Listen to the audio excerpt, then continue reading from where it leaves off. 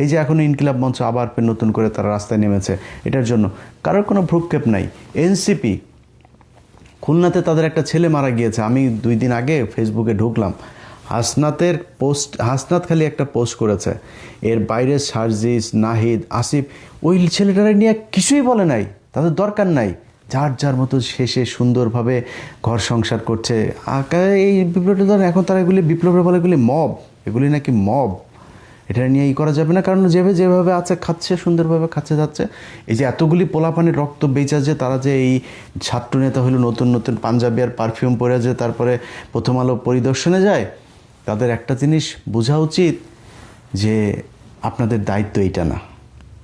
আপনি 2 দিন পরে সংসদে যাবেন, আর শেষ আপনার আপনি সংসদে না, আপনি যান না কয়েকদিন পরে, তো আপনি যার সাথেই যান, যে কোনো দলের সাথে আপনি করবেন না করে যদি আপনি যান, তাহলে তো ভোট চাইতেও যাইতে পারবেন না, জেনে যাবেন ওই পিটানি খাবেন।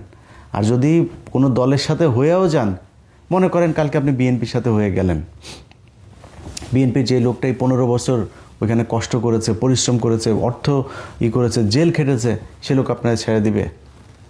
সে প্রথম কথা হচ্ছে সে স্বতন্ত্র হিসাবে দাঁড়াবে, পাশ করতে যদি নাও পারে তারপরেও আপনার ওইখানে এমপি থাকতে দিবে না, আপনি শান্তিতে ওইখানে যাইতে পারবেন না। ঢাকায় বসে বসে খালি ওই মাসে মাসে ভাতাটা নেবেন, গাড়িতে চড়বেন, সংসদে যাবেন, একটু ভাবসাব নিয়ে পারফিউম টারফিউম দিয়ে ঘুরবেন, এমপি সাহেব হবেন, এই জীবনে শেষ, এইটাই শেষ।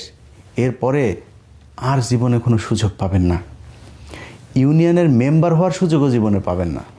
এখন যারা এই যে ইউনুসের চেয়ারে বিক্রি করে যারা বিশাল আকারে ভাবসাব নিয়ে আছেন না, স্বরাষ্ট্রমন্ত্রী টন্ত্রী আরও বিভিন্ন জন থেকে আমরা তো খবর রাখি, আপনার পাশের চেয়ারের লোকই আমাদেরকে ভাই সব জানায়, কে আমার বাংলা এডিশনের চিঠি ইস্যু করেন, কে কী করেন। বাংলা এডিশন ইলিয়াস না, ইলিয়াসকে বাংলা এডিশন তৈরি করে নাই। এই ইলিয়াস হইতে বহুত কষ্ট করতে হয়েছে, বহুত পরিশ্রম করতে হয়েছে, বহু এই নির্যাতন সহ্য করে তারপরে ইলিয়াস হুসাইন হইতে হয়েছে। এত সহজে ইলিয়াস হুসাইন হয় নাই। আপনি আমার 2 দিনে লাথি মারা ফেসবুক বন্ধ করে দিয়ে তারপরে করে দেবেন, আর ফেসবুক তৈরি হবে ইনশাআল্লাহ, ওদের মাসে মাসে সপ্তাহে দিনে ফেসবুক ইউটিউব তৈরি হবে। আমরা কি দেশে ভাইসে আসছি নাকি যে আপনি এখান থেকে করে দিবেন? অতএব আমরা সরকারকে যেটা বলতে চাই যে ভাই আপনাদের হাতে এখনও সময় আছে। ডক্টর ইউনূস আপনাকে এখনও দেশের মানুষ ভালোবাসে, প্রচণ্ড ভালোবাসে আপনাকে, আপনার দিকে তাকিয়ে আছে, আপনি শেষ পর্যন্ত একটা কিছু করে দিয়ে যাবেন এই দেশটার। এই দেশ যদি নাকি ভারতের হাত থেকে এই সরকার ঠিক করে দিয়ে যেতে না পারে, আপনি বিএনপির দোষ দিয়ে লাভ নাই ভাই, কারণ বিএনপি পলিটিক্স করে, সে পলিটিক্স করতে যায়, সে সরাসরি ভারতের বিরুদ্ধে এমন কোনো পদক্ষেপ নিতে পারবে না যেটা সে ক্ষমতায় আসতে পারবে না, তার নানান ধরনের সমস্যা আছে। তা আপনি আর জামাত তো আছে, জামাত তো আরও বেশি ইন্ডিয়ার বিরুদ্ধে কিছু করতে পারবে না, তারা কিছু করতে, তাদেরকে এমনিতেই মনে করে তারা ইন্ডিয়া বিরোধী, পাকিস্তানের লোক, এই সেই, তারা পারবে না। সো আপনাকে করতে হবে, এই দেশের মানুষ কী চেয়েছিল, কী জন্য আপনাকে ক্ষমতায় বসিয়েছিল সেটা আপনি খুব ভালো করে জানেন। সো আপনি যদি সেটা করতে না পারেন, তাহলে আমার মনে হয় এই যে 1.5 বছরে যে ড্যামেজটা আপনি করে, কেউ এখন যদি আমি আপনার বলে আপনি এখন চলে যান, এখন চলে গেলেও তো হবে না ভাই, আপনি যে ড্যামেজ করে দিয়ে গেলেন, এই ড্যামেজ ঠিক করবে কে? এখন প্রথম আলোর বিরুদ্ধে ব্যবস্থা নিতে গেলে, আরে ভাই প্রথম আলোর বিরুদ্ধে ব্যবস্থা নিতে গেলে প্রথম আলো, ছায়ানট, উদীচী এগুলো তো বাংলাদেশের কোনো প্রতিষ্ঠান না, এরা ইন্ডিয়ান প্রতিষ্ঠান, এটা পত্রিকা অফিস না, এটা ইন্ডিয়ান গোয়েন্দা সংস্থার একটা শাখা অফিস বাংলাদেশে বসিয়েছে।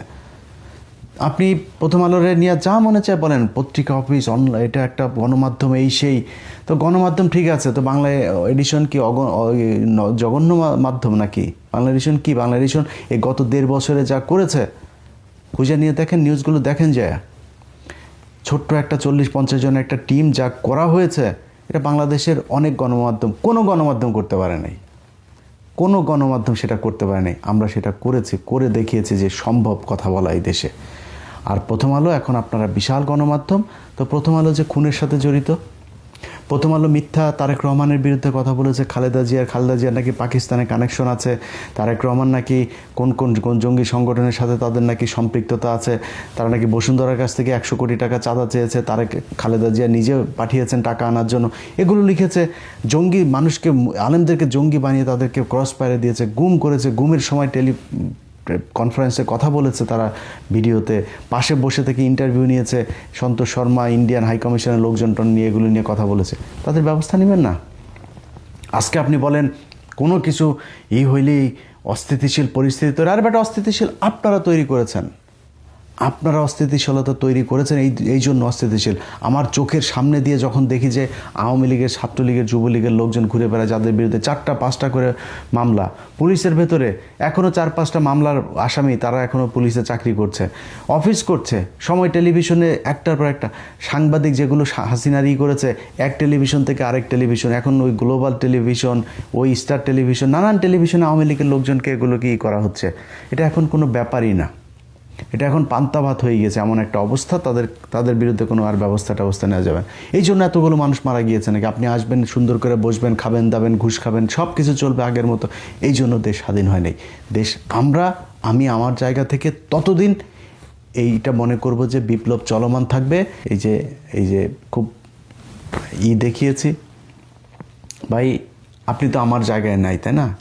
আমি জানি কি জিনিস নিয়ে কি করতে হয়। এই আসিফ নজরুল ফোন করেছে, যে আমার রেকর্ড আছে সব, ভাই ইলিয়াস ভাই আপনার কি অবস্থা, ভাই ইলিয়াস কি হয়েছে বলেন, হ্যাঁ কি চান বলেন। স্যার কিচ্ছু চাই না স্যার, খালি এই যে আপনি এই মোস্তফা ফারুকি টারুকি যে প্রথম আলোর মালটাল এগুলো নিয়ে আসেন, এগুলো সরান স্যার, কিচ্ছু চাই না আপনাদের কাছে। এই যে অ্যাটর্নি জেনারেল বিশাল ভালো সম্পর্ক ছিল ভাই, হঠাৎ করে তারা মিলে এই দিলীপ আগারওয়ালের ছেড়ে দিল। আরে ভাই, এটা রয়ের বিশাল মানে বিরাট সদস্য, এটা খুব গুরুত্বপূর্ণ সদস্য, তারা আপনারা ছেড়ে দিলেন। এই আসিফ নজরুল তার এই আগের যে জজ যেগুলো ছিল, যেগুলো মানে বিশেষ গুরুত্বপূর্ণ ঘটনার সাথে যারা সম্পৃক্ত, খালেদা জিয়ার বিরুদ্ধে রায় দিয়েছে, তারেক রহমান সম্পর্কে বাজে কথা বলেছে, বিভিন্ন ইয়ের সাথে জড়িত, তাদেরকে সে এখনও পর্যন্ত জেলা দায়রা জজ যেগুলো বানিয়ে রেখেছে, গুরুত্বপূর্ণ সব সিএমএম টিএমএম এগুলো পদগুলোতে তাদের বসিয়ে রাখা রয়েছে।